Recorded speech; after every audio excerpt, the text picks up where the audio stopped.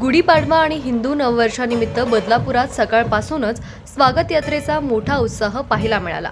महिलांच्या ढोल पथकांचा गजर, जोडीला भगव्या ध्वज पथकांची साथ, त्याला लहानग्यांची लेझिमची जोड, सोबत दुचाकीवर पारंपरिक पैठणी परिधान केलेला महिला वर्ग आणि विविध विषयांवरील सामाजिक संदेश देणारे चित्ररथ असं आनंददायी वातावरण बदलापुरात दिसून आलं।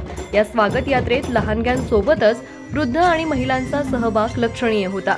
बदलापूर कात्रप परिसरातील श्रीराम प्रतिष्ठानच्या वतीनं कात्रप परिसरात तर हनुमान मारुती देवस्थानच्या वतीनं गांधी चौकात ही स्वागत यात्रा काढण्यात आली। या स्वागत यात्रेत बदलापुरातील विविध सामाजिक संस्था आणि मंडळांनी चित्ररथही साकारले होते। या माध्यमातून सामाजिक संदेश देण्यात आले।